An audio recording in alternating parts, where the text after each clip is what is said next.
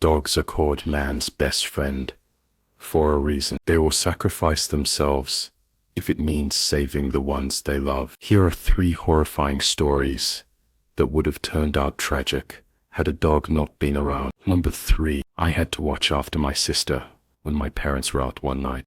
I wouldn't be out anyway, though I was busy playing the current hit game that had just come out at the time. My dog Sheriff was laying next to me when he lifted his head up and his ears twitched. You know that thing that dogs do when they hear something? I paused the game to see if I could hear what he was listening for. I didn't hear anything and lost interest, assuming it was someone walking their dog outside or something. Sheriff leaped from the bed and bolted through the partially open bedroom door, barking frantically.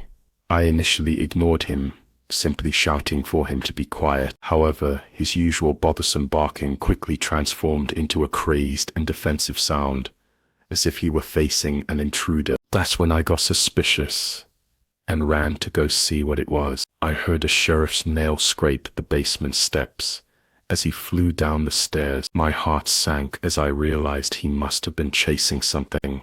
I found myself standing at the top of the basement steps for a whole minute, staring into the darkness below, gathering up the courage to go down there. I finally did, turning the light on. On the way down, Sheriff was standing by the door to the laundry room. I didn't even dream of opening that door. I trusted in him enough to believe that someone was in there.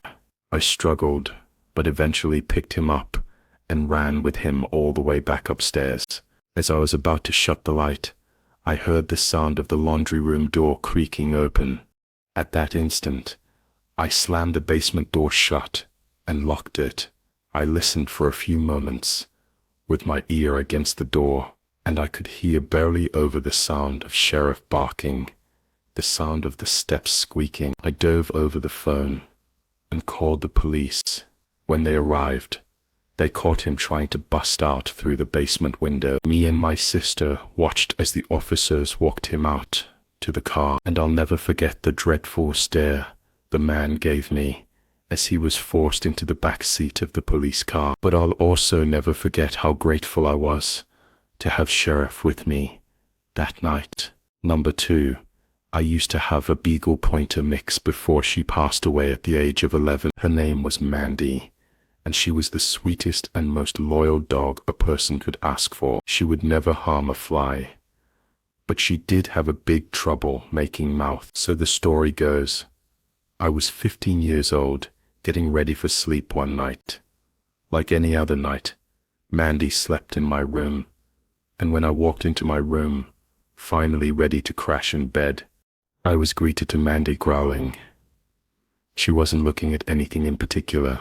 I playfully asked her what was wrong, and she just made an annoyed doggy sound before putting her head down. I found it funny. For the good hour of me rolling around trying to fall asleep, Mandy would constantly break the silence with growling. I would peek at her, but she would still have her head down. She showed no reaction to me offering to take her out so I could check that off the list. It quickly went from cute and funny to just annoying, but I eventually fell asleep. I woke up to see that it was 2:30 a.m. and Mandy was growling. I tried to adjust my eyes in the dark, and I could eventually see Mandy standing in the middle of the room. She was looking up in my closet door. I felt my heart begin to race. What I was witnessing was flat out disturbing. I turned on the lamp and watched as Mandy continued to stare up at the elevated closet. I don't know what I was thinking, but I decided to open up the closet and check what she was barking at. I want to note right now, I have one of those closets that lead to an attic. When I checked, there was nothing in the closet, but I noticed the attic door was cracked open. You can imagine the fear in my body as I ran to my parents' room to get my dad. He didn't seem to take me too seriously until he got to my room and saw Mandy growling and looking up in my closet. My dad is a big guy, so he went in there without a weapon. I sat there worried for what was to come next. What came next was my dad screaming at the top of his lungs at somebody. I heard boxes fall over and glass shatter as my dad moaned in apparent pain. Somebody was rushing out of the closet. I hoped it was my dad, but instead, some 6'5" man with a hammer in his hand jumped out from the closet and past me. What happened next still surprises everyone. When Maddie jumped up and grabs a hold of the man's arm with her teeth, the scream of the unfamiliar voice filled the room. My dad came rushing out of the closet just in time to jump onto the intruder. Taking him down, he sent my mom to fetch my little brother's prop handcuffs. My dad held him down while I handcuffed him. Thankfully, he was sent to jail. I don't know what his intentions were, but obviously, if he had a hammer with him, he probably wasn't just planning on robbing us. If we didn't have Mandy at that time, I could only imagine what would have happened to our family. Number 1, I was only 11 years old, and my brother was only 8. We were walking our dog Buster around the block in the dark. Buster was a husky German shepherd. Mix upon turning the corner to the other side of the block, we ran into a tall man who greeted us with a smile. He stopped in his tracks and seemed to expect us to as well. It seemed he was trying to start a conversation, but we just kept walking past.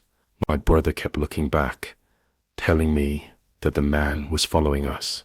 He was right. Each time I turned around, the man was the same distance from us, but he would stop looking whenever we looked. I motioned to my brother to walk faster. As we quickened our pace, he seemed to close in. We were nearing our house when my heart seized at the muffled scream of my brother. He was snatched and pulled away, but Buster, barking ferociously, ripped the leash from my grasp and bit into the man's leg. I could see the blood dripping down his leg as his screams caught the attention of the people inside their houses.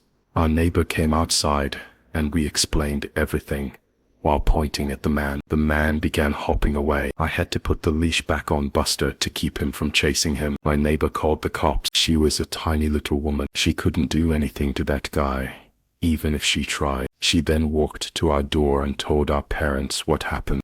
Police came to question us, and the neighbor, they caught the man limping down a sidewalk a few blocks over. Shortly after, one of the cops told us our dog was a hero, but we already knew that.